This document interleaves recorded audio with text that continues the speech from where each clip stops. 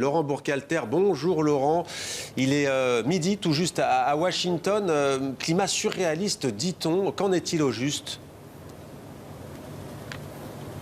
Eh bien, la capitale américaine ressemble à une forteresse retranchée derrière des barrières de 2,5 mètres avec 25 000 soldats de la garde nationale déployés. C'est plus qu'en Irak et en Afghanistan au total. Et aujourd'hui, la situation vient de se tendre un peu plus avec cet avertissement du FBI que les extrémistes pro-trumpistes pourraient essayer d'infiltrer la garde nationale, voire de se faire passer pour elle.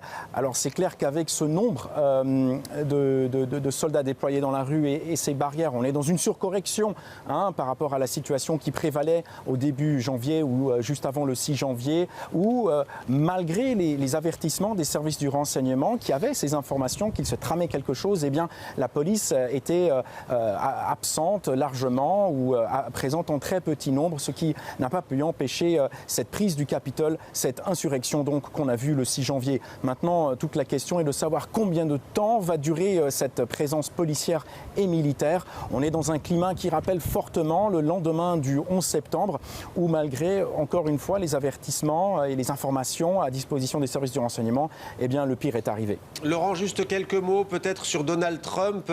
Il a fait ses cartons, ça y est ? Eh bien, officiellement, selon la Maison-Blanche, Donald Trump, comme ces derniers jours, va s'atteler à passer plusieurs coups de fil et avoir plusieurs réunions dans la journée.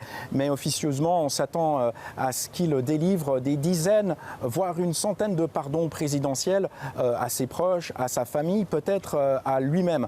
On sait déjà qu'il va boycotter la cérémonie d'investiture demain. Il va partir très tôt alors qu'il sera encore président, encore commandant des forces armées, ce qui va permettre de flatter son ego. Il va partir après une courte cérémonie militaire à la base de St. Andrews et il s'envolera une dernière fois à bord d'Air Force One à destination de Mar-a-Lago en Floride.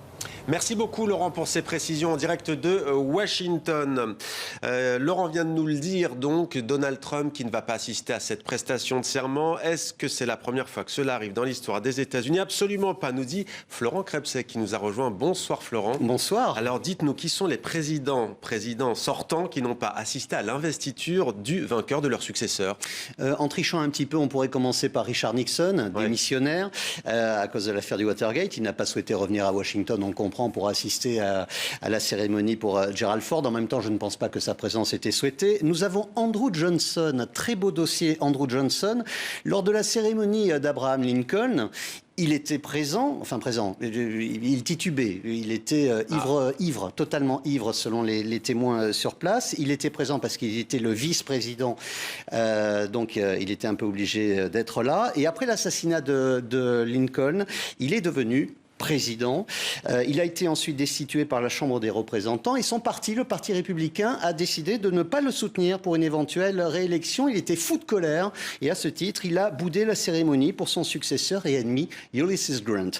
John Adams, battu par son ami Thomas Jefferson, il ne s'est pas présenté à la cérémonie afin d'apaiser les tensions qui régnaient déjà dans la capitale fédérale. John Quincy Adams, tel père, tel fils. Comme son père, il a quitté la Maison-Blanche la veille de la cérémonie. Lui, clairement, c'est parce qu'il ne supportait pas son successeur, Andrew Jackson. Il estimait qu'il était une menace pour l'avenir du pays.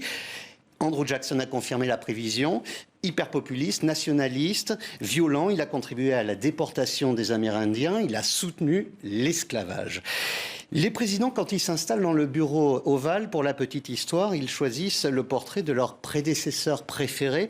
Regardez, Trump avait choisi, il s'agissait d'Andrew Jackson. Ça avait fait scandale la présence de ce tableau dans le bureau ovale. Mais au fait, alors Florent, quel portrait va choisir Joe Biden, on le sait ? On ne sait pas pour l'instant. Mais au jeu des pronostics, on pourrait citer Barack Obama. Leur complicité était telle que cet hommage serait évident. Ou alors Franklin Roosevelt. Je mettrais bien une pièce sur Franklin Roosevelt, l'auteur du New Deal, cet ensemble de mesures qui a permis de redresser l'Amérique après la terrible crise de 29. Biden a prévu un plan économique de 2000 milliards de dollars. Le portrait de Roosevelt dans le bureau ovale par les temps qui courent serait peut-être inspirant.